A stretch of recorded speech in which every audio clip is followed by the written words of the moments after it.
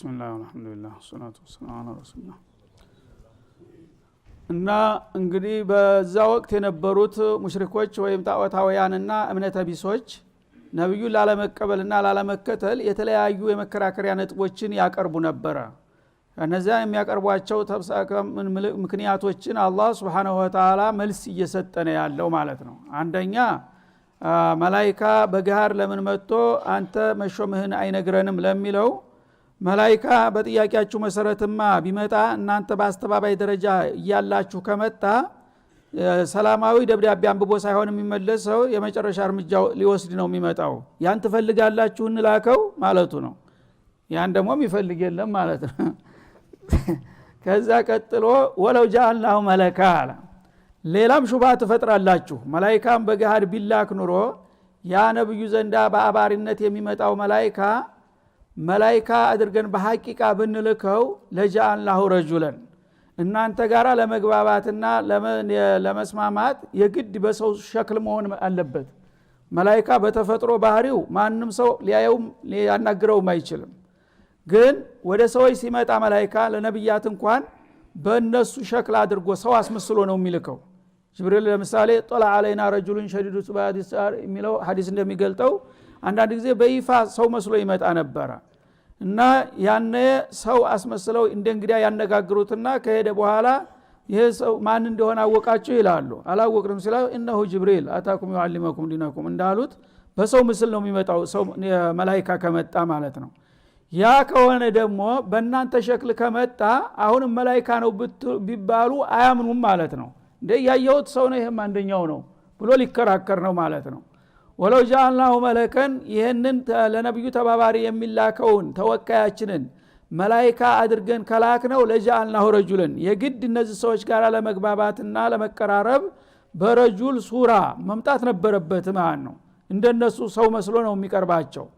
ያነ እነሱ እንግዲህ ግርማው አይከብዳቸውም በቀላሉ ለመግባባትና ለመወያየት ይችላሉ ማለት ነው። በተፈጥሮ ደረጃማ መላእክታ ከመጣ እንኳን የተራ ካፊር ቀርቶ ነብዩም አይችሉትም ራሳቸው።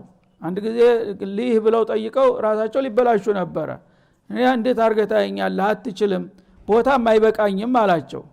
እና ቀላል ቦታ አይበቃኝም እኔ ላንተ ብዬ ተጨምቄ ነው አሁን ትንሽ ሆኜ ዑስሩኝ የመጣሁት እንጂ በጣም ዓለምን የምሞላኮ ግዙፍ ፍጡር ነኝ አላቸው። አይ ግድ ለምን ሞክር አሉ። እሺ የት እንሞክር ሰፊ ሜዳ ያስፈልጋል አለ።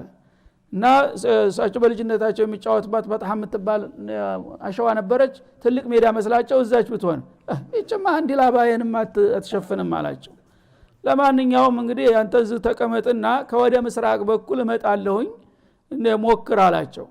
እሳቸው ኮረብታ ላይ አቆማቸውና ከምስራቅ ፀሐይ ከሚወጣበት አድማስ ላይ መጣ። ሲመጣ ፀሐይ እየወጣች ረፋር ላይ ነበረ። ገና 600 ክንፉን ሲዘረጋው ሰማይና መሬት መካከል ያለው አድማስ ተጨነቀ። ፀሐይ ደብዛዋ ጠፋ። ሌቱ እየተግበሰበሰ ጨለማው ወደ እሳቸው መጣ ማለት ነው። ከዛ አጠገባ እየቀረባቸው ሲመጣ ጭራሽ መቆጣጠር አቅቷቸው ፌንት ሆነው ወደቁ። እሳቸውን የሚያህል ሰው ማለት ነው። ከዛ በኋላ እንደገና ወደ ነበረበት ወደ ሰው ሱራ ተመልሶ እንደገና በኢስዓፍ መልክ እሱ አነሳቸው። ተዋላልኩህም ማትችለውን ነገር አላቸው ማለት ነው። ይሄ ነው እንግዲህ በዚህ መልክ እንግዲህ ነብዩ ሊችሉት የማይቻለውን ነገር እና ወጀል እና አቡለሃብ እና ዑትባ እና ሸይባ ለምን መላእክታውን አምጥተህ ራሱ አይመሰክርም ይላሉ ማለት ነው። ለጃአልናሁ ረጁለን እሱኮ መላእክታው ከመጣ በእናንተው ሱራ እንደ ግለሰብ ሆኖ ነው የሚመጣው። ወለለበስና አለህም ያልቢሱን ያ ከሆነ ደግሞ አሁን ራሳቸው ምክንያት የሚፈጥሩት ነገር መልሶ ይመጣባቸዋል። አሁን ቀደም ብሎ ለምን መላእክታ አልመጣም እያሉ አይደለም የሚከራከሩት። መላእክታው ደግሞ ሰው መስሎ ከመጣ ይሄማ ሰው እኮ ነው የታለ መላእክታው ብለው ሊገሩ ይችላሉ ማለት ነው። ይሄን ስለምናቅ ልናመጣው አንፈልግም ይላል። እንግዲህ ሁለት ምክንያት አቀረበ። አንደኛ መላእክታ ለእንዲህ አይነት አመፀኞች ህዝቦች ጥፋትን ይዞ ነው እንጂ የሚመጣው ሰላማዊ መግለጫ ይዞ አይመጣም ማለት ነው። ሁለተኛ ደግሞ ግድ የለም ይሆንላቸው ተብሎ እንኳን እንደ በሰው ሱራ አድርገን ብናመጣው ያ ሹብሃቸውን እንደገና ይቀጥላሉ። ይሄማ ሰው ነው መላእክታ ከሰው ተለየ መልኩ መምጣት አለበት ይላል። ባለው በተፈጥሮ ባህሪው ከመጣ ደግሞ አይችሉም። የሱ መምጣት ራሱ የነሱ ውድመት ይሆናል ማለት ነው። ለዚህ ሲባል ነው እንጂ ቸግሮን አይደለም ማምጣቱ በላቸው ይላል። ወለቀድ استهزئ برسل من قبلك ይላል። እና እንደዚህ እንግዲህ ልግመኞችና ክፋተኞች በአንተ ቢሳለቁና ቢቀልዱብህ አይግረም አያሳዝንህ ያ ረሱላና ይላቸዋል። ለምን ታሪክ ራሱን ይደግማል እንደሚባለው ካንተ በፊት የነበሩትም ታላላቅ መልእክተኞች እነ ነብዩላህ ኑህን የሚያህል እነ ኢብራሂምን እነ ኢስሐቅ እነ ያዕቁብን እነ ሙሳ እነ ሃሩንን እነ ያህያ እነ ዘከርያ እነ ኢሳን የመሰሉ ታላላቅ ነብያቶች እንደዚሁ መሳለቂያ ነበሩ በጊዜው በነበሩት ከሃዲዎች እና በወንድሞች የደረሰ ነገር ነው የደረሰብህ ማለት ነው። እና ይህ ነገር ደግሞ እስከታወቀ ድረስ ኢዛ አመትል በልየቱ ኸፈት እንደሚባለው ፈተና በአገር ላይ የመጣ ፈተና ቀላል ነው ይባላል። በግል ሲመጣ በሰው ያልደረሰ ነገር ሲመጣ ነው የሚከብደው። ስለዚህ የቀደምት ነብያቶች ታላላቅ ነብዮችም ወደ ህዝቦቻቸው ይሄንን የተውሂድ ጥሪ ይዘው ሲመጡ አሚን ብሎ የተቀበላቸውና ያጨበጨበላቸው ያለ አይምሰልህ። ሁሉም ፍዳውን አይቶ ወጥቶ ወርዶ ስንት መከራ አጋጥሞት ነው ለውጤት የበቃው። አሁን እንደዚህ ነገር ሲቀልዱና ሲሳለቁብህ እንዴት እንዲያረጉኛል ብለህ እንዳትበሳጭ ካንተ በፊትም የነበሩት መልእክተኞች እንደዚሁ አይነት አመፀኛ ህዝቦች እያጋጠሙ ሲሳለቁና ሲያናድዷቸው ቆይተዋል ይላል። በመጨረሻ ግን ምን ሆነ? ፈሐቀ ቢለዚነ ሰኺሩ ሚንሁም በነዛ በተላላቅ ነብያቶች ሲስቁና ሲሳለቁ የነበሩትን ጥጋበኞችና ትዕቢተኞች ያ ሲቀልዱበት የነበረው ነገር ሰፈረባቸው ይላል። ተው እናንተ ሰዎች አላህን ፍሩ፣ እንቢ ካላችሁ ያጠፋችኋል እያሉ ሲያስጠነቅቁባቸው ያንተ ጥፋት እስቲ ሲመጣ እናየዋለን ይሏቸው ነበረ ማለት ነው። እንዳውም አጅልና ቂጦና ቀብለ የውሚል ሒሳብ ይላል የድርቀታቸው ብዛት። እና ቂያማ ቀን ይመጣል፣ በቂያማ ቀን ጉዳችሁ ይፈላል፣ ጀሃነም ትገባላችሁ ትላለህ። ለምን ቀጠሮን ታስረዝመዋለህ? እዚሁ አምጣውና ቅጣትህን እስቲ እንይልህ ይሏቸው ነበረ ማለት ነው። እነዛ እንዲሉ የነበሩት ሰዎች ግን ለእያንዳንዳቸው ዋጋቸውን አግኝተዋል። ተምድርገጥ ደብዛቸው እንዲጠፋ ተደርጓል። ማካኑ ቢሂ የስተዚኡን ትናንትና አይደርስም አይፈጸምም መስሏቸው ሲሳለቁና ሲቀልዱበት የነበረው ነገር መዘዙ በእነሱ ላይ ተፈጽሞባቸዋልና አሁንም እንደዛው እንዲሆን ትፈልጋላችሁ? ተፈለጋችሁ ይቻላል በላቸው ይላል። ይሄን ደግሞ አይፈልጉም። ስለዚህ አላህ Subhanahu Wa Ta'ala የሚያነሷቸውን ጥያቄዎች ሁሉ ሙናቀሻ እያደረገ ነው፣ መልስ እየሰጠ ነው ማለት ነው። እንደዚህ ቢሉ ነብዩን ተስፋ እንዳይቆርጡ እንዳይበሳጩ እያረጋጋ ባንተ የተጀመረ አይደለም። ማይቃሉ ለከ ኢላ ማ ቀድ ቂለ ሊሩሱሊ ሚን ቀብሊክ ይላል። ማንኛውም ካፊር ሙናፊቅ የሚለው ነገር አንተን በመተቸትና በመዝለፍ ላይ የሚሰነዝረው ነገር ሁሉ አዲስ ነገር አይምሰልህ። በቀደምት ነብያቶች ያልተባለ ነገር የለም። ያ ነው አሁን እየተደገመ ያለው። ስለዚህ አንተ የነብያቶች የታላቆች ሁሉ ታላቅ ነህ እና መለስተኛ የነበሩት ነብዮች እንኳን የተቋቋሙትን ነገር አንተ መቋቋም እንዳያቅትህ እና ሌሎቹም ይሄን ሁሉ ተሸክመው ነው የተወጡትና ለሌሎቹ የተባለው ሁሉ ነው ለአንተ እየተባለ ያለው በማለት ያረጋጋቸዋል ማለት ነው። ለካህዲዎቹ ደግሞ ቀደምት ባለጌዎች አባቶቻችሁም እንደዚሁ እያሉ ነው ሲጃጃሉ የጠፉት። እናንተም ከፈለጋችሁ የነሱ ላይ ይድረሳችሁ ወይስ ምንድነው የምትፈልጉት በማለት ያስጠነቅቃቸዋል ማለት ነው። ቁል ሲሩ ፊል አርድ ይሄ የሚባለው ነገር የታሪክ ነገር የማይገባችሁ ከሆነ እኔ ስለነገርኳችሁ በእኔ አንደበት የተነገረው ነገር አመኔታ አጥቶ ከሆነ አልገባችሁ ያለው እናንተ ራሳችሁ እስቲ በጎረቤት ሀገሮች ተንቀሳቀሱ፣ ጉብኝት አድርጉ፣ ሂዱና ጥናትና ምርምር አድርጉ በላቸው ይላል። እና ፊጂዋሪኩም ማለት ነው በጎረቤት ሀገሮቻችሁ ብዙ ጊዜ ታላላቆቹ ነብዮች በተለይ የተላኩት ኩታገጠም በሆኑ አካባቢዎች ነው። ይሄ ሸርቀል አውሰጥ በሚባለው ቦታ ነው ሁሉም የፈሉት። እነዛ ሁሉ ነብያቶች መተው በጊዜያቸው የነበረ ኡመሞች ባለመቀበላቸው ምን እንዲያጋጠማቸው እያንዳንዱ ሀገር ታሪኩን ያውቃል። ሂዱ እስቲ ወደ የመን ሄዱና ነብዩላህ ሁድ በነበሩ ጊዜ እና አድ ምን አደረጉ?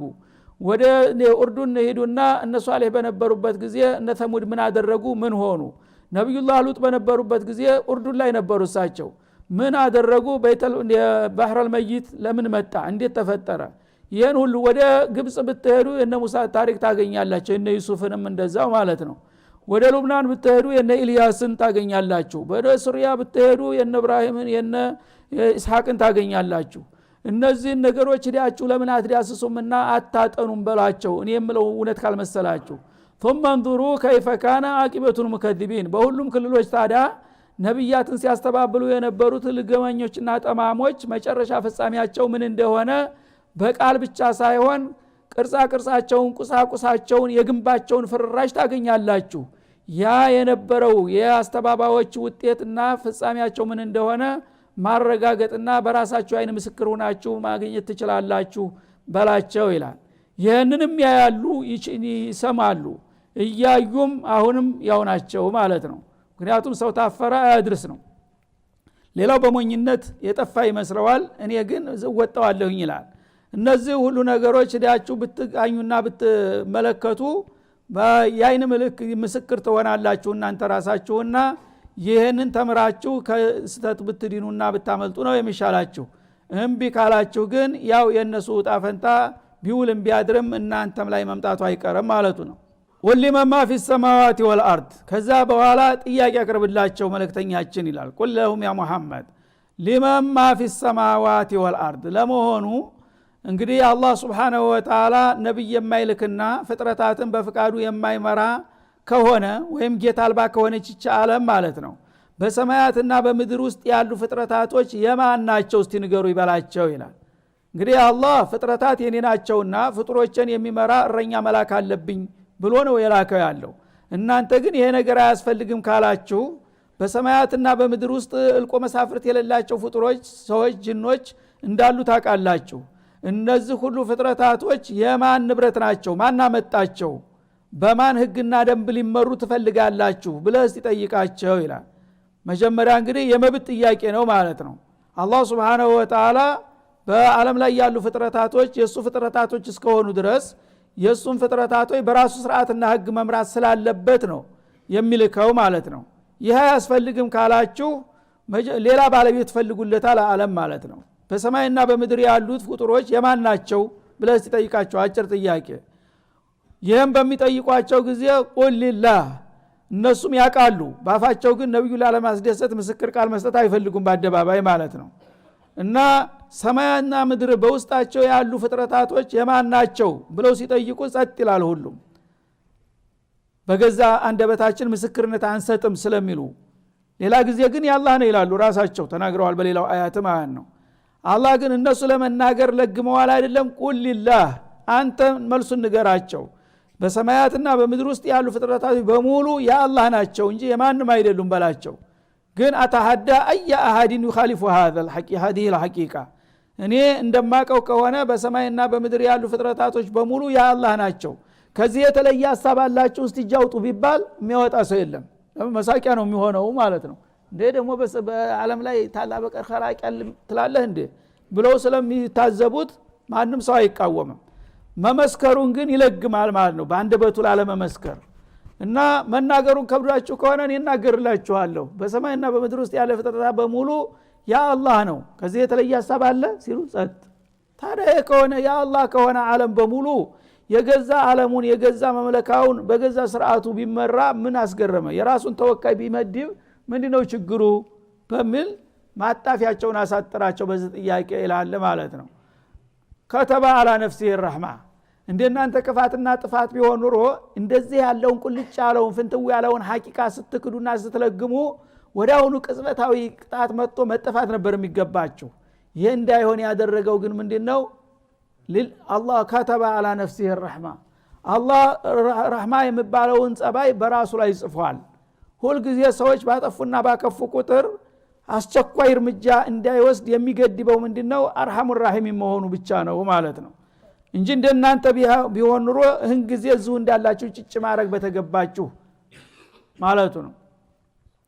ከተበ አላ ነፍሲህ الرحمه ان الله يوم خلق السماوات والارض كتب الرحمه 100 رحمه ይላሉ በሐዲስ ረሱል አለይሂ ሰላቱ ወሰለም።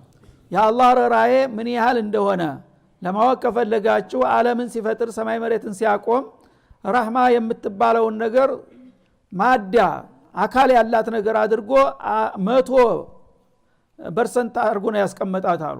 ከ100% አንዷን ብቻ ለፍጥረታት አከፋፈለ። አንዷን ብቻ 99ኙን እሱ ዘንድ ያስቀምጦ አንዷን ብቻ ለሰዎች ለጅኖች ለእንስሳት ለነፍሳት ለሁሉ ስላከፋፈለ ፍጥረታት በሳቸው ሲተባበሩና ሲፋቀሩ የምታየው በዛች ባንዲ ተሐባ ነው። ያ 99ኙ ዋናው ግን ራሱ ዘንድ ነው ይላል። የዛ ሁሉ ረህማ ባለቤት ስለሆነ የናንተ ጥፋት ቢከብድም ላለማጥፋት ጊዜ የሰጣችሁ ለዛ እንጂ እናንተ ስራችሁ ማያጠፋ ሆኖ አይደለም ማለት ነው። በመሆኑም ግን ለጊዜው ረህማ አደረጋችሁ ማለት ቀጠሮ አራዘመላችሁ ማለት ነው። ለመጨረሻ ይተዋችኋል ማለት እንዳልሆነ ለየጅማዓነኩም ኢላ የውሚል ቂያማ ሁላችሁም የሰራችሁትን እየሰራችሁ ያወራችሁትን እያወራችሁ እስከ ቂያማ ድረስ በምድረ ከርስ ውስጥ እያከማቸ ቀጠሯችሁን እንዲጠብቁ ያቆያችኋል። እዛ መጨረሻው መድረክ ላይ ግን ይፋረዳችኋል ማለት ነው። እና ቂያማ ቀን አለልኝ ዋናው መድረክ ስላለ ቀጠሮ ስላለኝ ምን አስቸኮለኝ ብሎ ያው በዱንያ እለት በእለት የሚወሰደውን እርምጃ ያቆመው ለርህራሄ ሲል ነው። ምናልባት ውለው አድረው ታሰቡ አቋማቸውን ተቀየሩ እስቲ ድል ይሰጣቸው እየተባለ ማለት ነው። በመጨረሻ ግን ቀጠሮ ደግሞ ይዣለሁኝ። ሰው ጥላቱን ለማጥቃት የሚቸኩለው በራሱ ስለማይተማመን ወይም ሌላ ስጋት ስለሚሰማው ብቻ ነው። አላህ ግን ይሄ ችግር የለበትም ማለት ነው። ሰዎች ለምሳሌ ጥላታቸውን በለጋው ወዳውኑ ቀጭ ታላደረጉ ያ ጥላት እየዋለ እያደረ ከሄደ እየጎለበተ ይመጣል። ያ ያዳጋጅ ደረጃ ይደርሳል ማለት ነው። ወዳው መቅጨት አለብህ። አላህ ግን እንደ አይነት ፍርሃት የለበትም። የፈለገውን ያህል ሚሊዮን አመት ብትኖር በትደራጅ እሱን የምታቀጥበት የምታዳግትበት ጊዜ የለም። ያ ቀጠሮ ሲደርስ ደግሞ ማንም እንደማያስጥልህ ያውቃል። ለዚህ ዝም ይልሃል ማለት ነው እንጂ ፈርቶህና ትቶህ እንዳይመስልህ ይላል። ለየጅማዓነኩም ኢላ የውሚል ቂያማ በመቃብራችሁ ሁላችሁንም የሰራችሁትን ሰርታችሁ እያጨቀ በምድረ ከርስ ያከማቻችኋል። መቼ ድረስ? ትልቁ ቀጠሮ ተንሳኤለት ድረስ ይላል ማለት ነው። ላ ረይበ ፊህ ያ የውሚል ቂያማ የሚባለው ደግሞ ለተንሳኤ እናንተ እንደማይደርስና እንደማይመጣ ብትገምቱም እሱ በእኛ ዘንድ የሚያጠራጥር አይደለም። ያ ቀን ሁልጊዜም መምጣቱ የተረጋገጠ ጉዳይ ነው ማለት ነው። አለዚነ ኸሲሩ አንፉሰሁም ታዲያ እነዚያ ነፍሳቸውን ሊከስሩ የፈረደባቸው ሰዎች ፈሁም ላ ዩእሚኑን የሁሉ እየተነገራቸውና ማስጠንቀቂያ እየተሰጣቸው እነሱ አያምኑም ልግመኞች ናቸውና ይላል ማለት ነው። እንግዲህ ሰዎች አንድ ነገር መዝነው መጥነው የሚችሉትን ነገር ነው መጋፋት ያለባቸው። መጋፋት ካለባቸው ግን ሰዎች ጌታ ጋር አተካራ መፍጠር እሱ ጋር መፋጠጥ ለጥፋት ራሱን የሚዳርግ የፈረደበት ካልሆነ በስተቀር ጤናማ ሰው ይሄን አያደርገውም ማለቱ ነው። ግን የፈረደበት ሰው ተው ቢሉት አይሰማምና ያ ነፍሳቸውን ለጀሃነም ሊዳርጉ የፈለጉ ሰዎች ብራብሮ በታ እሳት እንደምትገባ እንደዛ ራሳቸውን እያጠፉ ነው ያሉት። እኔ ግን ባካችሁ ራሳችሁን አጣጥፉ፣ ቆም ብላችሁ አስቡ፣ አስተውሉ እያልኩኝ መምከሬን እቀጥልበታለሁኝ።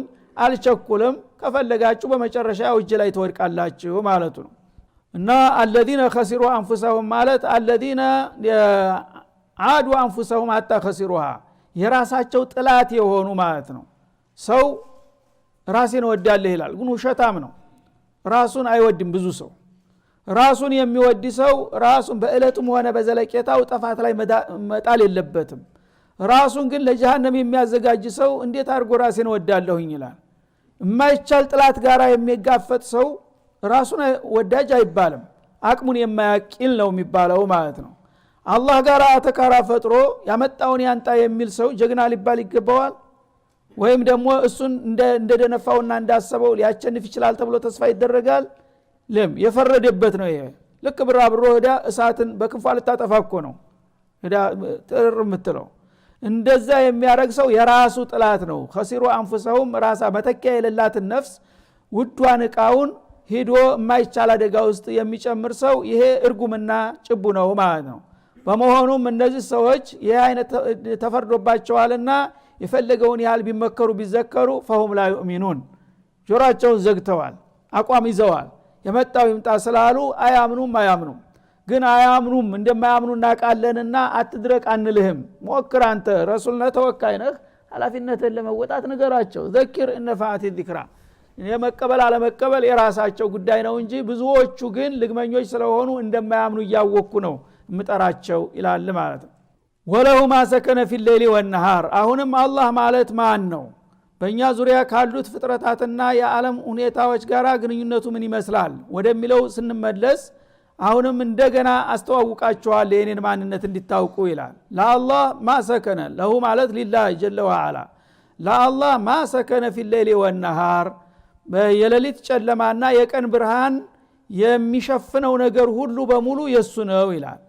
የሌሊት ጨለማ የማይደርስበት ዓለም አለ? የቀን ብርሃን የማያካትተው ዓለም አለ? ሁሉም የለም። በሰማይ እና በምድር ያለ ፍጥረታት በሙሉ በጨለማም ጊዜ ጨለማ ይዳኘዋል በብርሃንም ጊዜ ብርሃን ይፈነጥቅበታል እንግዲህ ስፍር ቁጥር የለውም ማለት ነው ስንት ሚሊዮን ስንት ቢሊዮን አልልህም የፀሐይ ብርሃን የደረሰበት የጨለማ አንቀጽ ያጠቃለለው ሁሉ ነገር የኔ ነው ይላል እንግዲህ በአለም ሙሉ በስፍር እንዳለ ሁሉም ፍጥረታት የኔ ነው ይላል ይሄ ሁሉ እንግዲህ ፍጥረታት የፈጠርኩት እኔ ነኝ የማስተዳድረው እኔ ነኝ የምዳኘው እኔ ነኝ የማጠፋው እኔ ነኝ እኔ ያለው ተፎካካሪ የሚል ካለ ማን ነው እሱ እስኪያምጡት ይላል አላህ Subhanahu Wa Ta'ala ማንም የለም ስለዚህ ሁሉ የፈጠርኩት የገዛ ግዛቴ ከሆነ በገዛ ግዛቴ የራሴን ተወካይ መድቤ የራሴን ስራ አዘርግቼ እኔ በመፈልገው መልኩ ህይወታችሁን ምሩ ማለት ምኑ ላይ ነው ነውር የሆነባችሁና የከበዳችሁ ለማለት ነው ሌላው ግን ባልፈጠረው ዓለም እንኳን የተወሰነ ስልጣን አገኘው ብሎ አንድ አምባገነን ተነስቶ ህዝቦችን እየጨፈጨፈ የራሱ ህገ መንግስት ያውጃል አይደለም እንዴ ውሸታሙ ለራሱም ማይበቃው እኔ ግን ረብ العالمين ሁኜ ዓለምን በሙሉ ዳር እስከ ዳር የፈጠርኩኝ የምንከባከብ የምመግብ የምጠብቀው ሁኜ ይሄንን ነገር እንደገና በዚህ ግዛቴ ውስጥ የራሴ ስርዓት ማስተዳጨት አለብኝ የራሴን ተወካይ መሾም አለብኝ ስል ለምንድነው እናንተ የሚከብዳችሁና ቅር የሚላችሁ ለማለት ነው ወሆ ሰሚዕ እሱ ደግሞ የምትሉትን ሁሉ አንድ ባንድ ይሰማል የዓለም ፍጥረታት በሙሉ የሚናገራትን ቃል ሁሉ በቅርብ የሚሰማ ጌታ ነው አልዓሊም በሚስጥር በልባችሁ ትርታ ያለችውን ሐሳብም ጭምር አብጠርጥሮ የሚያጌታ ሆኖ ያለ ከእንዲህ አይነት ጌታ ጋር መጋጨትና መጣረሱ ለማን ይበጃል ብላችሁ ነው ወረባካችሁ አቅማችሁን ወቁ የሰው ልጆች ኢላላ አላህ Subhanahu Wa Ta'ala ቁል አገይረ አላህ አተኺዙ ወልያ ይሄን በሚሏቸው ጊዜ ነብዩ አለይሂ ሰላቱ ወሰለም ለሙሽሪኮቹ ምን ይሉ ነበር እነሱ ሰው ባቅሙ ልክ ነውና የሚያስበው አራንተ ሰውዬ በቃ ቀበትክ ተቅነዘነስክ እነዚህ ጣዖቶች ይቀስፉሃል ቀስ ብለህ ተራመድ ይሏቸው ነበር አላህ ይልቁንስ ነው በልና እዛነላትን ጠብቁኝ ብትል ይሻላል እና አባቶች አያቶች ሲያከብሯቸው የነበሩትን አንተ እየዘለፍክ ምንም አይረቡም አይጠቁም ይያልክ ያብጠለጠልክ ጉዲህ ይፈላል አንተ ሰውዬ እነዚህ ነገሮች ብታመልክ ይሻላል ብለው ይመክሯቸው ነበር በበኩላቸው ማለት ነው ያን ጊዜ አላህ ምን አለ ቁል ያ ረሱላና አለ ለዚህ እንግዲህ የከንቶች አስተሳሰብ መልሱ እንደሚከተለው ነው የሚሆነው አገይረ አላህ አተኺዙ ወልያ ከአላህ ሌላ ማዕቡድ ይዛለው ብላችሁ ታስባላችሁን በላቸው እናንተ እንግዲህ እስከዛሬ ያለመዳችሁትና የወደዳችሁት ስለሆነ በጨለማ ጉዞ እውነት መስሏችሁ ባጢሉ ጭንቅላታችሁ ውስጥ ሐቅ ሆኖ ተቀርጾባችሁ ነው እኔ ግን የዛ አይነት ጠንክ በሽታው መጀመሪያም የለብኝም ካሁን በኋላ በእናንተ ምክርና ቅስቀሳ ከአላህ ሌላ የሚፈራና የሚከበር አምላክ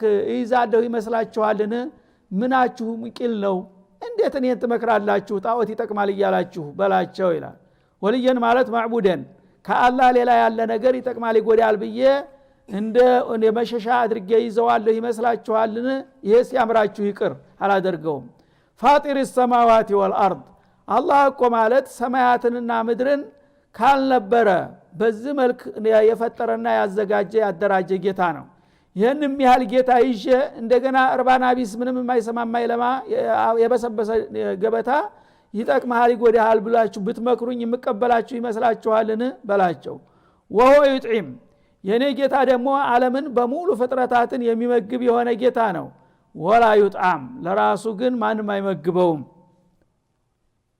በዚህ ሚዛ የሆነ ጌታ አላችሁ እንዲቀበለው ከፈለጋችሁ ይሄን የሚያረካላ አምጡ አላህ Subhanahu Wa Ta'ala የኔ ጌታ ዓለምን በሙሉ የሚመግበው እሱ ነው ለራሱ ግን አንድ ጉራሽ አይመገብም ሙስተግኒ عن العالم كله ምግብ የሚበላ ደካማ ነው ምግቡ ከተቋረጠበት ይታመማል ይሞታል ስለዚህ እኔ የማይበላ የማይጠጣ በራሱ ፍጹም የሆነ ጌታ ነው ማመልከው እናንተ ግን ራሳችሁም አምላኮቻችሁም ራሳችሁ በራሳችሁ ልትቆሙ የምትችሉ አይደላችሁም በለተለት ምግብ ተይደግፋችሁ ነው የምትንቀሳቀሱት ማለት ነው ወይ ይጥዒሙ ወላ ይጥዒሙ غيره ማለት ነው ሌሎችን የሚመግብ ወላ ይጣሙ ሌሎች እሱን የማይመግቡት ባጠፋው ማለት ነው ወይም ወላ ይጣሙ ተብሎ ተቀርቷል ሁለተኛው ላይ ይጣሙ ለራሱ ምግብ ጭራሽ የማይወስድ ማለት ነው እንኳን ሌሎች ሊመግቡት ምግብ አያስፈልገውም መጀመሪያ የራሱንም የሌሎችንም አይመገብም ማለት ነው ግን ሌሎችን ይመግባል ዓለምን በሙሉ ይመግባል የዛ አይነት ባህሪ ያለው ጌታ አምጡ የዛ ጊዜ እንስማማ ይሄ ጌታ በዚህ ደረጃ የሚወዳደር ከሆነ ጌታን እንግዲህ አቻገኘ ማለት ነው። እሱ ላይ እንወያያለን። ከዚህ የወረደ ከሆነ ምግብ የሚበላ ከሆነ ድርድር ውስጥ አንገባም። ምክንያቱም የሚበላ የሚጠጣ ጌታ ሊሆን አይችልምና ይላል ማለት ነው። ቁል ኢኒ ኡሚርቱ አን አኩነ አወለ መን አስለም። ስለዚህ እናንተ ወደዳችሁም ጠላችሁ የመጀመሪያ ታዛዥና ታማኝ አገልጋይ እንደሆን በጥብቅ ታዝዣለሁኝ በጌታዬ። ካሁን በኋላ እኔ መልእክቴን ሰጥቻለሁኝ ከኔ በስተቀር ያለ ነገር በሙሉ እርግፍ አርገትተህ ለኔ ብቻ ፍጹም ተገዥና ታዛዥ እንድትሆን ቃል ግባ ብሎ ቃል አስገብቶኛል። ይሄን ትእዛዝ እስከ መጨረሻው ድረስ ዳር አደርሰዋለሁኝ። ወላ ተኩነነ ሚነል ሙሽሪኪን ለአንድ አፍታ ለቅጽበትም ያህል ከአጋሪዎቹ እንዳትሆን ብሎኛልና ስለዚህ እናንተ ጋር ተሰልፌ ጣዖት እንዳመልክ የምታደርጉልኝ ግብዣ ተቀባይነት የለውም። ምክንያቱም ይህ ከሆነ ከጌታዬ ቃል ኪዳን እወጣለሁኝና። አወለ መን አስለመ ማለት ሚን هذه الامه በዚህ ክፍለ ዘመን ላይ በሚገኙት ህዝቦች የመጀመሪያው የአላህ ታማኝና አገልጋይ እንደሆን ስለታዘዝኩኝ እኔ ከዚህ ወጥቼ እናንተ ጋር የምተባበርና የምቀላቀልበት ምክንያት የለም፣ ተስፋችሁን ቁረጡ ማለቱ ነው። ከሳቸው በፊት የነበሩ ነብዮች ግን ሙስሊሞች ናቸው። እነሱም በዘመናቸው አወለል ሙስሊሚን ነበሩ ማለት ነው እንጂ አወለል ሙስሊም አለል ኢጥላቅ መሐመድ ናቸው ማለትን አያመለክትም። ቀደምት ነብያቶችም ሙስሊሞች መሆናቸውን በሌሎች አያቶች ተረጋግጧልና ማለት ነው። ዋና አወሉል ሙስሊሚን ማለት ሚን هذه الامه እሳቸው ከተላኩ በኋላ የመጀመሪያው ሙስሊም ማን ነው ከተባለ እሳቸው ናቸው።